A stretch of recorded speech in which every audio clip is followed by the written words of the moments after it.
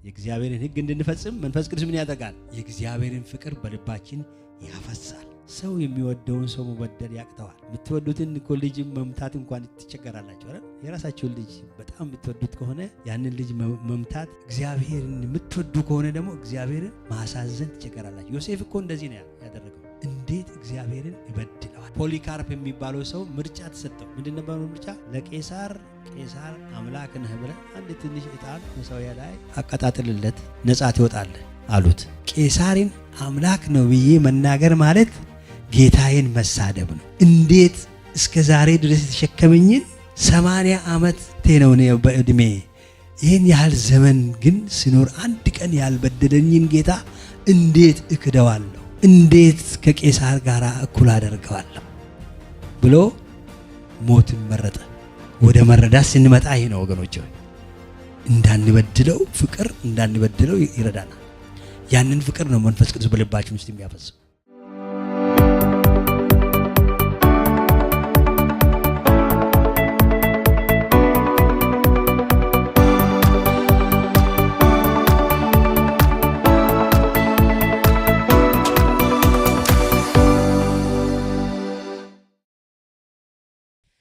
ሃሌሉያ! ጌታን እጅግ አድርገን እናመሰግናለን። እንግዲህ የገላትያን መልእክት እያጠናን ነው። አሁን ምዕራፍ 5 ወደ 16 አካባቢ ያለውን ሐሳብ ነው ዛሬ አብረን የምናየው። ከቁጥር 16 እስከ 24 ያለውን ሐሳብ አብረን እናያለን። ክፍሉን ላንብና ጥቂት ሐሳቦችን ቀደም ብሎ ካሉት ሐሳቦች ጥቂት ሐሳቦችን አስታውሻችሁ ወደ ዛሬው ክፍል እገባለሁ። ቁጥር 16 ነገር ግን እላለሁ በመንፈስ ተመላለሱ፣ የሥጋንም ምኞት ከቶ አትፈጽሙ። ሥጋ በመንፈስ ላይ መንፈስም በሥጋ ላይ ይመኛልና እነዚህ እርስ በርሳቸው ይቃወማሉ። ስለዚህ የምትወዱትን ልታደርጉ አትችሉም። በመንፈስ ብትመሩ ግን ከሕግ በታች አይደላችሁም። የሥጋም ሥራ የተገለጠ ነው፤ እርሱም ዝሙት፣ እርኩሰት፣ መዳራት፣ ጣዖትን ማምለክ፣ ምዋርት፣ ጥል፣ ክርክር፣ ቅናት፣ ቁጣ፣ አድመኛነት፣ መለያየት፣ መናፍቅነት፣ ምቀኝነት፣ መግደል፣ ስካር፣ ዘፋኝነት ይህንንም የሚመስል ነው። አስቀድሜም እንዳልኩ እንደዚህ ያሉትን የሚያደርጉ የእግዚአብሔርን መንግሥት አይወርሱም። ጌታ የተባረከ ይሁን። እንግዲህ ይህንን ክፍል ነው ዛሬ የምናየው። ከዚህ ክፍል አስቀድሞ ባለፈው ማለት ነው የተመለከትነው ሐሳብ መንፈስ ቅዱስ የሥጋን ሥራ መንፈስ ቅዱስ የእግዚአብሔርን ሕግ እንድንፈጽም የሚረዳን ኃይላችን እሱ ነው ብለን ነበር። መንፈስ ቅዱስ የፍቅርን ሕግ እንድንፈጽም ይረዳናል በሚል ሐሳብ ስር ተነጋግረንበት ነበር። ጳውሎስ በዚህ ክፍል ላይ ሊያሳየን የፈለገው ዋናው ነገር ምንድን ነው ብለን ነበር የጀመርነው።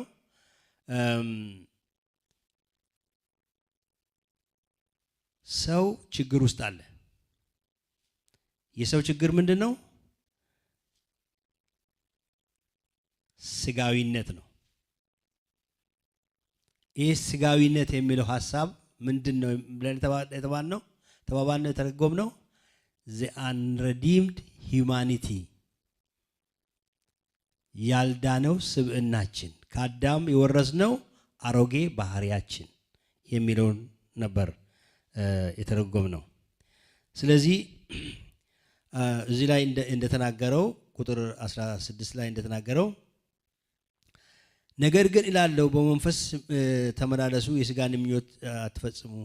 ሥጋ በመንፈስ ላይ መንፈስም በሥጋ ላይ ይመኛልና ሁለቱ እነዚህ እርስ በርሳቸው ይቃወማሉ። ስለዚህ የምትወዱትን ልታደርጉ አትችሉም የሚል ሐሳብ እዚህ ላይ ጳውሎስ ሲናገር አየን ማለት ነው። ስለዚህ ጳውሎስ እያለን ያለው ምንድነው? even if you are in Christ ወይ ደግሞ በጌታ ብትሆኑ still the unredeemed humanity ስላለ የአሮጌ ሰው ስላለ ስጋ በመንፈስ ላይ መንፈስም በስጋ ላይ ይቀናናል። ወይ ደግሞ በዚህ የተነሳ ውጊያ አለ፣ ትግል አለ በህይወታችሁ ውስጥ። በዚህ ምክንያት የምትወዱትን ልትፈጽሙ አትችሉም ማለት። ታዲያ መፍትሄው ምንድነው ወደሚለው ይመጣል ጳውሎስ። ታዲያ መፍትሄው ምንድነው አሁንም እንደዛ ከሆነ የሚል ጥያቄ ሲነሳ ጳውሎስ መፍትሄውን ያሳየናል። መጀመሪያ ምንድነው ያለው? ነገር ግን በመንፈስ ተመላለሱ፣ የስጋን ምኞት ከቶ አትፈጽሙ የሚለውን ሐሳብ ያቀርብልናል ማለት ነው። እና በዚህ ክፍል ላይ ጳውሎስ 3 መፍትሄዎችን ይሰጠናል። አንደኛ መንፈስ ቅዱስ የፍቅርን ሕግ እንድንፈጽም እንደሚረዳን፣ በውጫዊ የሕግ ትእዛዝ ማስገደድ ሳይሆን፣ በውጫዊ የሕግ ትእዛዝ ተጽዕኖ ሳይሆን፣ ነገር ግን መንፈስ ቅዱስ በውስጣችን በሚፈጥረው ለእግዚአብሔር በውስጣችን በሚፈጥረው ፍቅር፣ በዛ ፍቅር ምክንያት የእግዚአብሔርን ሕግ ለመፈጸም ብቃት እንዲኖረን ይረዳናል። እግዚአብሔርን ከመውደዳችን የተነሳ እግዚአብሔርን የመውደድ ኃይል በውስጣችን መንፈስ ቅዱስ ስለሚያኖር ለዛ ያንን የወደድነውን ጌታ እንዳናሳዝን እሱ ከኛ የሚፈልገውን የማድረግ ብቃት ችሎታ ይሰጠናል። ስለዚህ መንፈስ ቅዱስ የፍቅርን ሕግ እንድንፈጽም ይረዳናል በሚል ሐሳብ ተነጋግረናል። ያንን ስለተነጋገርን አሁን ለማስታወስ ብቻ ነው እንጂ ወደዛ አልመለስንም። ሰፋ አድርገን ነበር የተነጋገርነው። ሁለተኛው ሐሳባችን ደግሞ ዛሬ የምንነጋገረው መንፈስ ቅዱስ የሚረዳን መንፈስ ቅዱስ በስጋ ላይ ኃይልን ይሰጠናል። ስጋን እንድናሸንፍ ይረዳናል። የአሮጌ ስጋ ቢኖርም አሮጌ ስጋን እንድናሸንፍ ይረዳናል። በመንፈስ ስንመላለስ የስጋን ምኞት ከቶ እንዳንፈጽም በስጋ ላይ ኃይል እንዲኖረን፣ በስጋ ላይ ጉልበት እንዲኖረን፣ የስጋን መሻትና ምኞት እምቢ ማለት እንድንችል ኃይል ይሰጠናል። ኦኬ ብሎ ይናገራል። ይሄን ዛሬ በዝርዝር እናያለን። ተቃውሞ አለ፣ ኮንፍሊክት አለ። እዚህ ላይ እሱ እንደተናገረው እርስ በርሳቸው ይቃወማሉ ብለዋል። ነገር ግን ተቃውሞ ቢኖርም መንፈስ ቅዱስ ግን የስጋን ተቃውሞ እንድናሸንፍ ኃይል ይሰጠናል ወይም ኃይል ይሆነናል። እግዚአብሔር የተመሰገነ ይሁን። መንፈስ ቅዱስ አካላችንን ከተቆጣጠረ በመንፈስ እንመላለሳለን። ስጋ አካላችንን ከተቆጣጠረ ደግሞ በስጋ ምኞት ፈቃድ እንመላለሳለን። ስለዚህ ለየትኛው ነው ራሳችንን ሰሚት የምናደርገው? ለየትኛው ነው ራሳችንን አሳልፈን የምንሰጠው የሚለው ወሳኝ ይሆናል ማለት ነው። ስጋና መንፈስ የተለያየ የምግብ ፍላጎት አላቸው፣ ወይም የተለያየ ኢንተረስት አላቸው፣ የተለያየ አፕታይት አላቸው። ግጭቱን የሚፈጥረው ይሄ ነው። ስጋ የራሱ አፕታይት አለው፣ የሚፈልገው የራሱ ነገር አለው። መንፈስ ደግሞ የሚፈልገው የራሱ ነገር አለው። ኦኬ፣ ግጭቱ ከዚህ የተነሳ ነው የሚፈጠረው። እንግዲህ ስጋ ሲባል ይሄ የምናየው ፊዚካል ስጋ እንዳልሆነ ተነጋግረናል።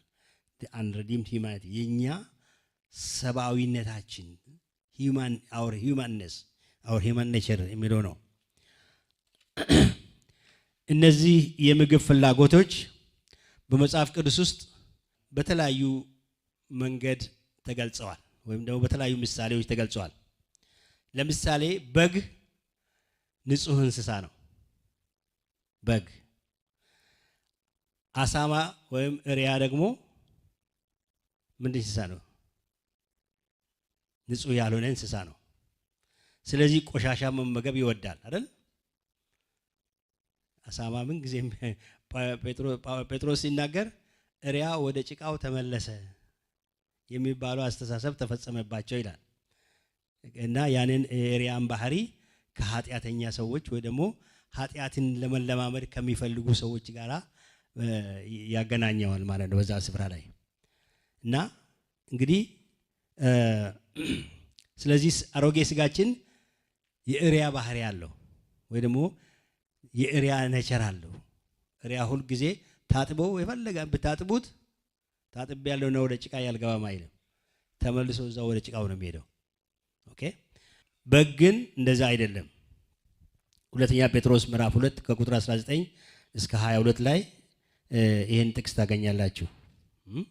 ይሄው ምሳሌ እውነት ሆኖባቸዋል ይላል። ሁለተኛ ጴጥሮስ ምዕራፍ 2 ቁጥር 19 እስከ 20 ላንብላችሁ መሰለኝ። ይሄንን ጥቅስ ምናልባት ይጠቅመናል ጥቅሶቹን ማወቅ።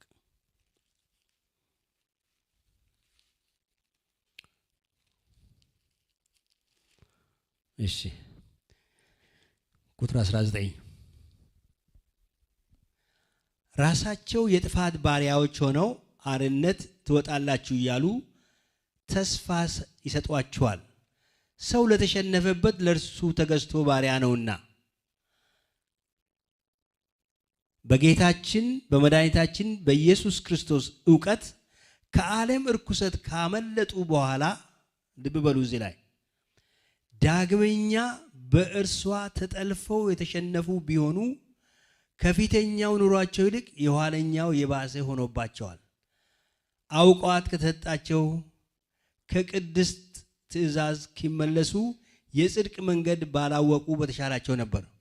ውሻ ወደ ትፋቱ ይመለሳል፣ ደግሞም የታጠበች እሪያ በጭቃ ለመንከባለል ትመለሳለች እንደሚባል እውነተኞች ምሳሌዎች ሆነውባቸዋል ይላል። እነዚህ የእውነትን ዕውቀት ከተቀበሉ በኋላ እንደገና ለስጋ ፈቃድ ራሳቸውን በመስጠት ወደዛ ወደ ነበረው ወደ ጣሉት ወደ ተዉት ያ የኃጢአት ሕይወት የሚመለሱ ሰዎች ስለነሱ ነው ጴጥሮስ እዚህ ላይ የሚናገረው ማለት ነው። ሌላው ምሳሌ ደግሞ ሌላ ሁለት ምሳሌ ልስጣችሁ። የጥፋቱ ውሃ በኖህ ዘመን በምድር ላይ ከዘነበ በኋላ ከ40 ቀን በኋላ ቆመ ይላል። ወይ ደግሞ ውሃው ከመዝነብ አቋረጠ እና የኖህ መርከብ አንድ ስፍራ ላይ አረፈ። ነገር ግን ውሃ ከምድሩ ሰርፌስ ላይ ከምድሩ እንትን ላይ አልለቀቀም። ውሃው እንዳለ ነው።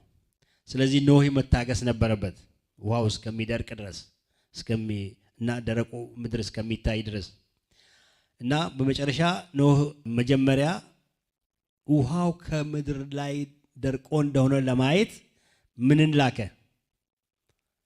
አንድ መልእክተኛ ላከ። ማን ነው መልእክተኛው? ቁራ ነበር። ቁራ ከአይዋፍ ወይም ደግሞ ከወፎች ዝርያ ነው እና ስለዚህ ያ ቁራ ሄደና ምን አይነት ወፍ ነው ቁራ? ስካቬንጀር ነው አይደል? ይሄ የበሰበሰውን ስጋ ወይ ደግሞ እንትን ያለውን የሚበላ ነው። ስለዚህ በሄደ እሱ አልተመለሰም። ለምን? ያው የሚበላው ነገር አገኝተዋል ማለት ነው። የሞቱ ብዙ ነገሮች አሉ በውሃው የተወሰዱ አለ። ስለዚህ የሚበላውን ነገር ስላገኘ እሱ የተዘዋወረ ያንን ሲበላ ቆየ ማለት ነው። ኖህ ቁራው ሲጠፋበት ወይ ደግሞ ሳይመለስ ሲቀር ምን ላከ? እርግብ ላከ።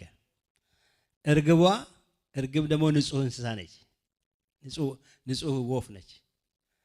ቆሻሻ ነገር አይደለች ማለት አትበላም። ስለዚህ ምን አደረገች? ተመልሳ መጣች። ኦኬ። ከዛ በኋላ ሁለተኛ ስልካት ግን መጀመሪያ ስትመጣ የእንትን ቅጠል ይዛ መጣች። ኦኬ። ስለዚህ ግን ለማረፍ አልቻለችም ማለት ነው። ውሃው ገና ሙሉ በሙሉ አልደረቀም። ኦኬ። ከዛ በኋላ እንደገና ሁለተኛ ስልካት አልተመለሰችም። አሁን ማረፊያን ንጹህ ቦታ እንዳደረቅ ምድር እንዳገኘች አወቀ ነው። ከዛ ከመርከቡ ወረደ ማለት ነው። እግዚአብሔር የተመሰገነ ይሁን። እንግዲህ እነዚህ እንስሳት እነዚህ ሁለቱ ነገሮች ማለት ነው ሁለቱ አዕዋፋት የስጋንና የመንፈስ ቅዱስን ሕይወት ያሳያሉ። ኦኬ። አሮጌ ሰዋችን እንደ አሳማና እንደ ቁራ ነው፣ ሁል ጊዜ ንጹህ ያልሆነ ፈልጎ ይመገባል። አዲሱ ፍጥረታችን እንደ በግና እንደ እርግብ ነው፣ ሁል ጊዜ ንጹህ እና ቅዱስ የሆነ ነገር ይፈልጋል። ከዚህ የተነሳ በአማኝ ሕይወት ውስጥ ምን አለ? ሁል ጊዜ ትግሎች አሉ። ያልዳነ ሰው ግን ይህ አይነት ትግል የለበትም። ጌታን የማያውቅ ሰው ይህ አይነት ትግል የለበትም። ምክንያቱም መንፈስ ቅዱስ የለውም፣ በሱ አዲስ ፍጥረት የለውም። በሮሜ ምዕራፍ 8 ቁጥር 9 ላይ እንደሚናገረው እሱ በስጋ ሐሳብ ነው የሚኖረው፣ ለስጋ ክብር ነው የሚኖረው። ጌታን የማያውቅ ሰው ማለት ነው። ጌታን የሚያውቅ ሰው ግን የጌታ ነገር በውስጡ ስላለ አዲስ ፍጥረት ስለሆነ ምን አለ? የስጋን ነገር የሚቃወም ሐሳብ በውስጡ አለ። ከዚህ የተነሳ ሁለቱ እርስ በርሳቸው ይቃወማሉ አለ ጳውሎስ። ክርስቲያን እንግዲህ አሮጌ ስጋን ለማሸነፍ ፈቃደኛ መሆኑ ብቻ አሸናፊ አያደርገውም። አንድ ክርስቲያን አሮጌ ስጋን ለማሸነፍ ፈቃደኛ መሆኑ ብቻ አሸናፊ አያደርገውም። ታዲያ እንዴት ነው አሸናፊ የሚሆነው? ስጋና መንፈስ ስለሚቃወሙ የምትፈልጉትን ልታደርጉ አትችሉም አለ። እኔ የሚፈልገው አንድ ነገር ነው ይላል ጳውሎስ። የእግዚአብሔርን ነገር ይፈልጋል፣ ግን በውስጥ ያለ የኃጢአት ሕግ ስላለ በዛ ኃጢአት ሕግ ምክንያት ደግሞ የሚፈልገውን ያንን የፈለኩትን የወደድኩትን ነገር እንዳላደርግ የሚከለክለኝ ሕግ አያለሁ ይላል። ታዲያ እንዴት ነው ከዚህ የሚላቀቀው? ከዚህ ነፃ የሚሆነው? ይህን ችግር ጳውሎስ ሲመልስ እንደዚህ ይላል። በድል ለመኖር የድል ህይወት ለመኖር እንደሚያስፈልግ ቃሉ ይገልጽልናል። ቃሉም ደግሞ ለዛ ነው የተጠራችሁ ይላል፣ የድል ህይወት እንዲኖረን። ይህ የድል ህይወት ግን ፈቃዳችንን ለመንፈስ ቅዱስ ፈቃድ ስንሰጥ ነው። ለመንፈስ ቅዱስ ስናስገዛ ነው። ጥርስ ነክሰን አትችለኝም ብለን ከስጋ ጋር በራሳችን ኃይል በራሳችን ጉልበት ለመታገል መወሰን ሳይሆን ነገር ግን ለመንፈስ ፈቃዳችንን ማስረከብ ነው። እግዚአብሔር የተመሰገነ ይሁን። ስለዚህ ነው ምን አለ ጳውሎስ እዚህ ላይ? በመንፈስ ብትመላለሱ ይላል ቁጥር 17፣ የስጋን ፈቃድ ከቶ አትፈጽሙ። በመንፈስ መመላለስ ማለት ምን ማለት ነው? በመንፈስ ስትመላለሱ የስጋን ፈቃድ ከቶ አትፈጽሙ። መንፈስ ቅዱስን ፈቃዳችሁን ለመንፈስ ቅዱስ ብትሰጡ፣ ለመንፈስ ቅዱስ ልባችሁን ብትከፍቱ፣ ለመንፈስ ቅዱስ ምሪት ራሳችሁን ብትሰጡ፣ ያን ጊዜ አሸናፊዎች ትሆናላችሁ እያለን ነው። ምን ያደርጋል? የእግዚአብሔር መንፈስ ስንሰጠው፣ ፈቃዳችንን ስንሰጠው፣ ልባችንን ስንሰጠው ምን ያደርጋል? የእግዚአብሔር መንፈስ የእግዚአብሔርን ሕግ በልባችን ላይ ይጽፋል። እግዚአብሔር የተመሰገነ ይሁን። ይህም እርሱን በፍቅር እንድንታዘዝ እንድንመኝ ከመመኘትም አልፈን ብቃት እንዲኖረን ያደርጋል።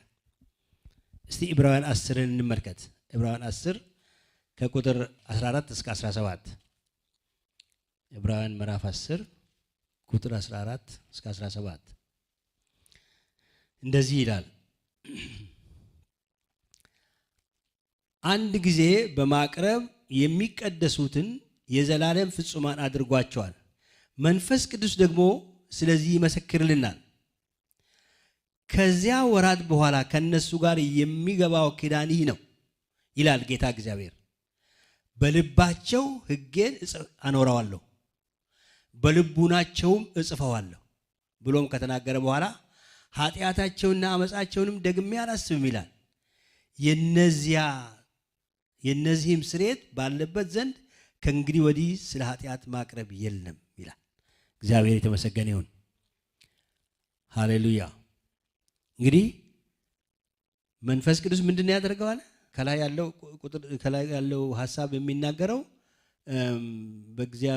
በእግዚአብሔር ቀኝ የተቀመጠ ሊቀ ካህን እንዳለን ከቁጥር 11 ጀምራችሁ ታነቡ ያን ይናገርና አንድ ጊዜ ራሱን በማቅረብ ጌታ ኢየሱስ ክርስቶስ የሚድኑትን የሚቀደሱትን የዘላለም ፍጹማን አድርጓቸዋልና እና መንፈስ ቅዱስም ደግሞ ስለዚህ ይመሰክራል። ከዛ ወራት በኋላ ከነሱ ጋራ የሚገባው ኪዳን ይህ ነው ይላል ጌታ እግዚአብሔር። በልባቸው ሕጌን አኖራለሁ፣ በልቦናቸውም እጽፈዋለሁ። ሕጉን በልባችን ይጽፈዋል ማለት ያስቀምጠዋል ማለት ነው። እናውቀዋለን ማለት ነው። የእግዚአብሔርን ፈቃድ እንድናውቅ ያደርገናል ማለት፣ የእግዚአብሔርን ሐሳብ እንድናውቅ ከእግዚአብሔር ሐሳብ ጋር ደግሞ እንድንቆም ያደርገናል ማለት ነው። በሁለተኛ ቆሮንቶስ ምዕራፍ 3 ቁጥር 1 እስከ 3 ላይም እንደዚሁ ተመሳሳይ ነገር ይናገራል። እግዚአብሔር የተመሰገነ ይሁን። እናንተ እሱን አንብቡት ከዚሁ ጋር ተመሳሳይ ስለሆነ ማለት ነው። እንደገና በመዝሙር 40 ቁጥር 8 ላይ ደግሞ አምላኬ ሆይ ፈቃድህን ለማድረግ ወደድኩ፣ ሕግህም በልቤ ውስጥ ነው ይላል። የእግዚአብሔርን ፈቃድ ለማድረግ የወደደው ከምን የተነሳ ነው? የእግዚአብሔርን ፈቃድ የሚገልጥለት ሕጉ በልቡ ውስጥ ስላለ ነው። ጌታ የተባረከ ይሁን። ስለዚህ ይሄ የመጀመሪያው ስራ ነው፣ መንፈስ ቅዱስ በውስጣችን የሚሰራው ማለት ነው። ስንመላለስ በመንፈስ ተመላለሱ የሚለው ነገር ምንድነው? የእግዚአብሔር ቃል በሕይወታችን በልቦናችን ሲቀረጽ ማለት ነው። ጌታ ኢየሱስ ክርስቶስ እኮ ሰይጣን መጥቶ በፈተነው ጊዜ እስቲ ቆይ ጥቅስ ልፈልግ ብሎ ወደ ጥቅስ አልሄደም።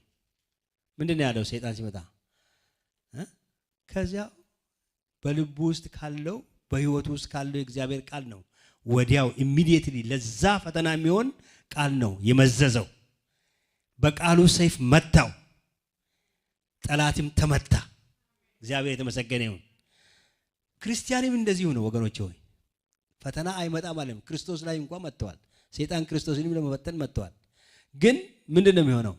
በልባችን ውስጥ የእግዚአብሔር ቃል ካለ፣ የእግዚአብሔር እውነት ካለ፣ በመንፈስ የምንመላለስ ከሆነ፣ ለመንፈስ ቅዱስ ሕይወታችን የሰጠን ከሆነ ይኖራል። መንፈስ ቅዱስ በልባችን ውስጥ ይጽፈዋል። ያን ጊዜ የቃሉ ሰይፍ እንመዛለን፣ ጠላት ይመታል። በቃሉ ኃይል ፊት ደግሞ ጠላት መቆም አይችልም። ጌታ የተባረከ ይሁን። እንግዲህ በመንፈስ መመራትና በመንፈስ መመላለስ ለስጋ ፈቃድ ራስን ከመስጠት ጋራ ተቃራኒ ነው ማለት ነው። ስለዚህ ለመንፈስ ራሳችንን ስንሰጥ የእግዚአብሔር መንፈስ ሁለንተናችንን ይቆጣጠራል። ጠላት፣ ስጋ፣ ዓለም ኃይል አይኖረውም በእኛ ላይ። ሌላው የስጋን የምናሸንፍበት መንገድ በመስቀል ነው። ስጋን በመስቀል ነው። በገላትያ ምዕራፍ 5 ቁጥር 19 እስከ 21 ስንመለከት ሐዋርያው ጳውሎስ ምን ይላል? ይዘረዝራል። የስጋን ስራዎች ይዘረዝርልናል። የስጋን ስራዎች ይዘረዝርልናል። ከቁጥር 19 ገላትያ ላይ ወደ ገላትያ ልመለስ። ገላትያ ምዕራፍ 5 የስጋን ስራዎች ይዘረዝርልናል። ምንድናቸው እነዚህ የስጋ ስራዎች ይላል? ስጋ እዚህ ላይ ጳውሎስ ሲያስረዳን ስጋ ኃጢአትን ፕሮዲውስ ማድረግ ይችላል። ብዙ የኃጢአት ባህሪያት ፕሮዲውስ ያደርጋል። በዚህ ክፍል ላይ ብቻ አይደለም መጽሐፍ ቅዱስ ስለ ስጋ ስራዎች የሚገልጽልን። በማርቆስ 7 ከ20 እስከ 23፣ በአንደኛ ጢሞቴዎስ 1 ከ9 እስከ 10፣ በሁለተኛ ጢሞቴዎስ ምዕራፍ 3 ቁጥር 22 ቁጥር 2 እስከ 3 እነዚህ ስጋ ስራዎች ተገልጸዋል። በዛም እዚህ የተወሰኑ ሊስቶችን ነው ጳውሎስ ያቀረበልን። እነዚህ ጥቅሶች በጣም ኢምፖርታንት ናቸው። አንዱን ብቻ አነብላችኋለሁ። ከገላትያ ሌላ አንዱን ብቻ አነብላችኋለሁ። ሁለቱን እናንተ አንብቡ ጊዜ ለመቆጠብ። በማርቆስ 7 ከ20 እስከ 23 ያለውን ላንብላችሁ።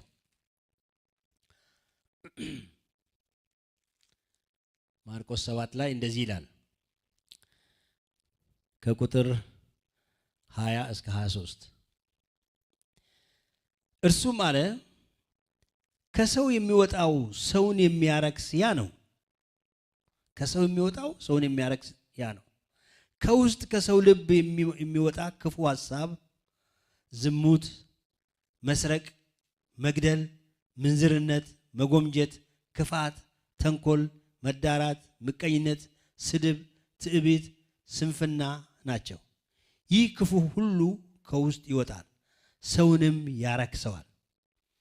ማን ነው ይሄን የተናገረው? ጌታ ኢየሱስ ክርስቶስ ነው። ለምንድን ነው ይሄንን የሰጣቸው? ምግብ ባልታጠበ እጅ ለምን ሲበሉ ዝም ትላለህ ብለው ጠየቁት። ከላይ ያለውን ክፍሉን እናንተ ማንበብ ትችላላችሁ። ኋላ ጌታ ኢየሱስ ክርስቶስ ወደ አፍ የሚገባ አረክስም፣ ከሰው ከአፍ የሚወጣ እሱ ነው የሚያረክሰው አላቸው። ከዛ በኋላ ምንድን ነው ይሄ ብለው ሲጠይቁት ሰውን የሚያረክስ ምን እንደሆነ እዚህ ላይ ዘረዘረላቸው ማለት ነው። ኦኬ። ጳውሎስም ይሄንኑን ሊስት ከዚህ ጋር ተመሳሳይ የሆነ ሊስት በዚህ በገላትያ ምዕራፍ 5 ቁጥር 19 ላይ ይዘረዝርናል። ስጋ ምን አይነት ባህሪያት አሉት? በምንድን ነው ህይወታችንን ማርከስ የሚፈልገው? ህይወታችንን ከእግዚአብሔር ጋራ እንዳንኖርና እግዚአብሔር የሚከበርበት ህይወት እንዳይሆን የሚያደርገው በምንድን ነው የሚለውን ሲዘረዝር ጳውሎስ ይህንን ልሰጠን ማለት ነው። ኤርሚያስ በተጨማሪ አንድ ነገር ይናገራል ስለ ሰው ልብ። ኤርሚያስ 17 ቁጥር 9 ላይ የሰው ልብ እጅግ ክፉ ነው፣ ማንስ ያውቀዋል ይላል። ኤርሚያስ 17 ቁጥር 9 የሰው ልብ እጅግ ክፉ ነው፣ ማንስ ያውቀዋል ይላል። አያችሁ እንግዲህ የሰው ልብ የሚለው ያ የስጋ ህይወት ማለት ነው። ስለዚህ እነዚህ ክፋቶች፣ እነዚህ አመጾች፣ እነዚህ ኢሞራሊቲስ የሚመነጩት ከስጋ ነው ማለት ነው። የስጋ ባህሪያት ናቸው። ጳውሎስ እነዚህን በሶስት ይከፍሉታል መጽሐፍ ቅዱስ አስተማሪዎች ይህንን እዚህ ጳውሎስ የዘረዘራቸው ሊስቶች። አንደኛው የመጀመሪያው የስሜት ኃጢአቶች ወይም ደግሞ ሴንሹዋል ሲንስ ይሏቸዋል። የስሜት ኃጢአቶች ወይም ሴንሹዋል ሲንስ ይሏቸዋል። ሁለተኛ ደግሞ የአጉል እምነት ኃጢአቶች ወይንም ሱፐርስቲሽስ ሲንስ ይሏቸዋል። ሶስተኛ ደግሞ ማህበራዊ ነክ ኃጢአቶች ወይም ሶሻል ሲንስ ይሏቸዋል። በሶስት ቦታ ይከፍሏቸዋል እነዚህ ማለት ነው። እስቲ እነዚህን ዝርዝሮች ለማየት እንሞክራለን። ግን ሁሉንም ሶስቱንም ዛሬ ምናልባት ከበር ላናደርገው እንችላለን። አንደኛውን ብቻ እናያለን። የስሜት ኃጢአቶች ወይም ኢሞራሊቲ ወይም ሴንሹዋል ሲንስ የሚባለውን እንመለከታለን። ጳውሎስ ምን ይላል? በእነሱ ነው የሚጀምረው ሊስቱን። እዚህ ላይ ዝሙት ይለዋል፣ እርኩሰት፣ መዳራት ይለዋል። ሶስት ነጥቦችን ነው እዚህ ጋር ሲያስቀምጥ የምንመለከተው። ይሄ ዝሙት የሚለውን ቃል እንግሊዝኛው ሁለት ቦታ ይከፍለዋል። ፎርኒኬሽን ኤንድ አዳልትሪ ብሎ ይከፍለዋል። እንግዲህ በእንግሊዝኛው ሐሳብ አዳልትሪ የሚባለው ወይም ዝሙት የሚባለው በሁለት ባገቡ ሰዎች መካከል የሚደረግ ህገወጥ የግብረ ስጋ ግንኙነት ነው። ወይንም ሁለት ያገቡ ሰዎች ናቸው፣ ግን ከሌሎች ሰዎች ጋር ህገወጥ የሆነ የግብረ ስጋ ግንኙነት ከጋብቻ ውጪ ማለት ነው ሲያደርጉ ያ አዳልተሪ ይባላል ወይም ዝሙት ይባላል። ሁለተኛው ደግሞ ፎርኒኬሽን የሚባለው በእንግሊዝኛው እሱ ደግሞ ባላገቡ ወንዶችና ሴቶች መካከል የሚደረግ ህገወጥ የግብረ ስጋ ግንኙነት ነው። እነዚህ ኢሞራሊቲስ ናቸው ወይም እግዚአብሔር የሚጸየፋቸው ነገሮች ናቸው። በዘሌዋውያን ውስጥም ማየት እንችላለን ማለት ነው።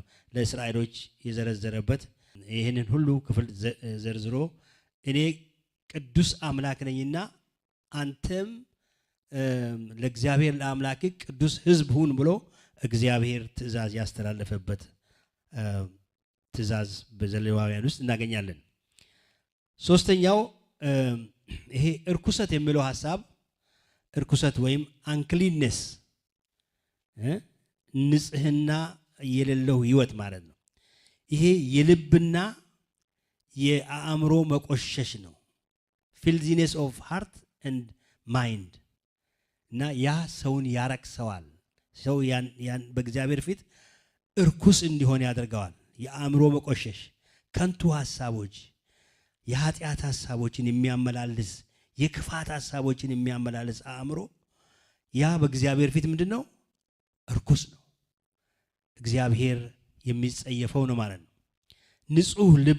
ንጹህ ያልሆነ ልብ አንክሊን ሃርት ሁልጊዜ በሐሳብ ውስጥ የሚያስበው ክፋትን፣ ተንኮልን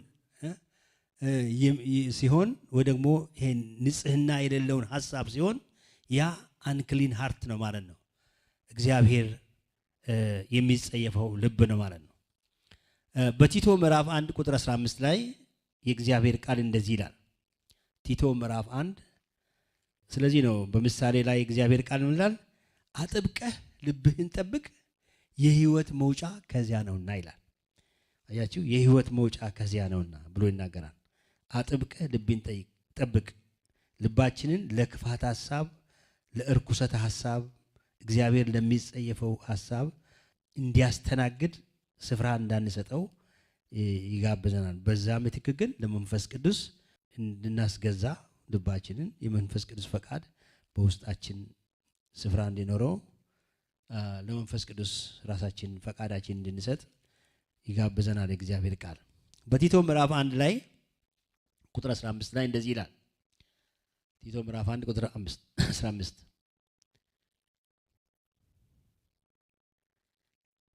ኦኬ። ስለዚህ ምክንያት ይቅርታ ይህ ምስክር እውነተኛ ነው ካለ በኋላ ቁጥር 13 ላይ ነኝ ያለሁት። ስለዚህ ምክንያት የአይሁድን ተረትና ከእውነት ፈቀቅ የሚሉ ስተን ሰዎች ትእዛዝ ሳያደምጡ በሃይማኖት ጤናሞች እንዲሆኑ በብርቱ ውቀሳቸው። ሁሉ ለንጹዎች ንጹህ ነው፣ ለርኩሳንና ለማያምኑ ግን ንጹህ የሆነ ምንም ነገር የለም። ነገር ግን አእምሯቸውና ሕሊናቸው ረክሷል።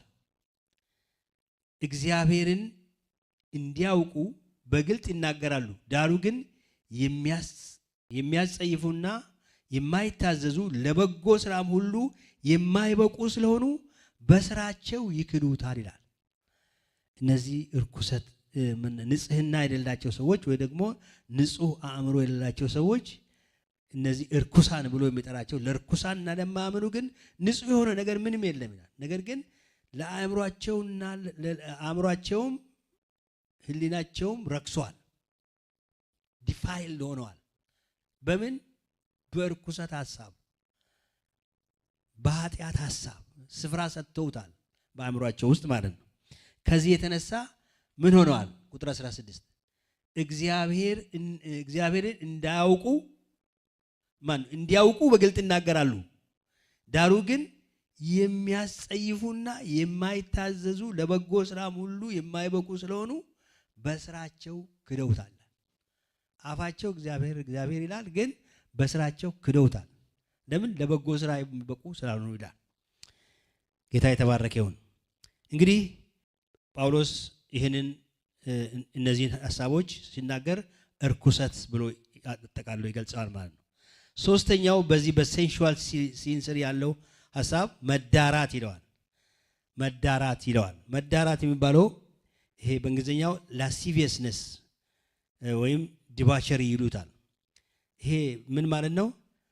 ብልግና ከሚለው ቃል ጋር ይቀራረባል ትርጉሙ። እፍረት የሌለው በቃኝን የማያውቅ ፍላጎት ወይም ረሃብ፣ ወንቶን አፕታይት ይሉታል በእንግሊዝኛ እና ጸያፍ የሆነውን ነገር የሚፈልግ ጸያፍ የሆነውን ነገር የሚመኝ ሁልጊዜ እንደዚህ አይነት ነገር ነው ይሄ መዳራት የሚለው ቃል ማለት ነው። አራተኛውና የመጨረሻው በዚህ በእንትን ስር የተዘረዘሩት ስካርና ዘፋኝነት ነው። ድራንከነስ ኤንድ ሬቨሊንግስ ይለዋል የእንግሊዝኛው መጽሐፍ ቅዱስ። ይሄ ቅጥ ያጣ ወይም ከመጠን ያለፈ ድግስና ወሲብ ያለበት መስከር። ይሄ በተለይ በአሕዛብ አምልኮ ውስጥ በተለይ በዚህ በግሪክና በሮማውያን ስርዓት ውስጥ እንደዚህ አይነት የረከሰ በስካርና በዝሙት የተሞላ የጣዖት አምልኮ ስርዓት ይደረግ ነበር እና ጳውሎስ ይህንን ነበር የሚቃወመው። ይሄውን እነዚህ ዲያና ጣዖታት የሚባሉ በሐዋርያት ሥራ ውስጥ ያሉ በዛ በጣዖት አምልኮ ስርዓት ላይ እንደዚህ ያለ የእርኩሰት እንዳውም የቤተ መቅደስ ፕሮስቲቱት ምንድን ነው ባለው ሴተኛ ዳሪዎች የሚባሉ አሉ በቤተ መቅደስ ለዚህ ለእርኩሰት ሐሳብ ተመርጦ የተቀመጡ ማለት ነው። እስከዚህ የረከሰ ሶሳይቲ ነበር ያን ጊዜ የነበረው ሶሳይቲ ማለት ነው። እስከዚህ በእርኩሰት የተሞላ በክፋትና በብልሽት ሐሳብ የተሞላ ሶሳይቲ ነበር እና ጳውሎስ ያንን ነበር የሚቃወመው ማለት ነው። ከዛ ጋር በተያያዘ ነው የሚናገረው ማለት ነው። ስለዚህ አእምሮን የሚያሳጣ ስካርና ምንድነው ልቅ የሆነ ህይወት ውስጥ የሚከት ስካር ያንን የሚመለከት ነው እዚህ ላይ የተዘረዘረው ማለት ነው። እነዚህ የስጋ ስራዎች ናቸው። ስጋ የሚለውን ነገር ሲታዩ ምን ያህል እንደው የተበላሸ ህይወት እንደሆነ መገንዘብ ትችላላችሁ። ስለዚህ መጽሐፍ ቅዱስ ስጋ የሚለውን ቃል ስናነሳ እኛ ይሄ እጅና እግራችን ወይ ደግሞ እኛ የምንጠቀምበትን ስንትና ይሄ አካላችን ሳይሆን ነገር ግን this is the life style ነው። ያ ከአሮጌ አስተሳሰባችን አሮጌ ሰዋችን እና የአሮጌ ማንነታችንን የሚመለከት እንደሆነ እንዲገባን ያስፈልጋል ማለት ነው። ይሄ ምንድነው? በምንድነው የሚወገደው? የክርስቶስ ኢየሱስ የሆኑት ስጋን ከክፉ መሻቱና ከምኞቱ ጋር ምን አደረጉት ይላል? ሰቀሉት ይላል። እግዚአብሔር የተመሰገነው። ስለዚህ ለዚህ መፍትሄው ክሩሲፊኬሽን ነው፣ መሰቀል ነው፣ መወገድ ነው። ጌታ የተባረከ ይሁን። ይሄ ደግሞ በክርስቶስ ኢየሱስ መስቀል የሆነ የተፈጸመልን ነገር ነው። ያንን እውነት እንድናሳይና አሮጌ ሰዋችን ለጌታ ለኢየሱስ ክርስቶስ ፈቃድና ሐሳብ ስንገዛ እግዚአብሔር መንፈስ ቅዱስ በእኛ ህይወት ውስጥ ያንን እውን ያደርገዋል ማለት ነው። ጌታ የተባረከ ይሁን። ስለዚህ ስጋ ያለው ብቸኛ መፍትሄ መሰቀል ነው። ጌታ የተባረከ ይሁን። እዚህ ላይ እናቆማለን ለዛሬ። ሁለቱን ክፍሎች ሌላ ጊዜ እናያቸዋለን ሰዓታችን ስለሄደ ማለት ነው። ጌታ የተባረከ ይሁን። ኢየሱስ ጌታ ነው። ኢየሱስ ጌታ ነው። እግዚአብሔር የደህንነትን መንገድ አዘጋጀልን። ይህ የደህንነት መንገድ በልጁ የመጣ የእግዚአብሔር ጸጋ ነው። ከተገለጠልን ከእግዚአብሔር ጸጋዎች መካከል ደግሞ አንዱ ምንድነው? የመንፈስ ቅዱስ በእኛ ማደርና በእኛ ህይወት ውስጥ መስራት ነው። አሁን እንዳየነው የእግዚአብሔርን ሕግ እንድንፈጽም መንፈስ ቅዱስ ምን ያደርጋል? የእግዚአብሔርን ፍቅር በልባችን ያፈሳል። ሰው የሚወደውን ሰው መበደል ያቅተዋል አይደል እንዴ? የምትወዱትን ልጅ መምታት እንኳን ትቸገራላችሁ አይደል? የራሳችሁን ልጅ በጣም የምትወዱት ከሆነ ያንን ልጅ መምታት ትቸገራላችሁ አይደል? እግዚአብሔርን የምትወዱ ከሆነ ደግሞ እግዚአብሔርን ማሳዘን ትቸገራላችሁ። ዮሴፍ እኮ እንደዚህ ነው ያደረገው። እንዴት እግዚአብሔርን ይበድለዋል? ፖሊካርፕ የሚባለው ሰው ምርጫ ተሰጠው። ምንድን ነበር ምርጫ? ለቄሳር አምላክ ነው ብለህ አንድ ትንሽ ዕጣን መሰዊያ ላይ አቀጣጥልለት ነፃ ትወጣለህ አሉት። ቄሳርን አምላክ ነው ብዬ መናገር ማለት ጌታዬን መሳደብ ነው። እንዴት እስከ ዛሬ ድረስ የተሸከመኝን 80 ዓመት ነው በእድሜ ይህን ያህል ዘመን ግን ሲኖር አንድ ቀን ያልበደለኝን ጌታ እንዴት እክደዋለሁ? እንዴት ከቄሳር ጋር እኩል አደርገዋለሁ ብሎ ሞትን መረጠ። ኢየሱስ ጌታ ነው። ወደ መረዳት ስንመጣ ይሄ ነው ወገኖች፣ እንዳንበድለው ፍቅር እንዳንበድለው ይረዳናል። ያንን ፍቅር ነው መንፈስ ቅዱስ በልባችን ውስጥ የሚያፈሰው። ያ ብቻ ደግሞ አይደለም። እንዳየነው አሁን ቃሉን በልቦናችን ይጽፋል፣ ኃይልን በውስጣችን ያስቀምጣል። ስጋን እምቢ እንድንቃወም ይረዳናል። የጌታ ስም የተባረከ ይሁን። ጌታን እናመሰግናለን።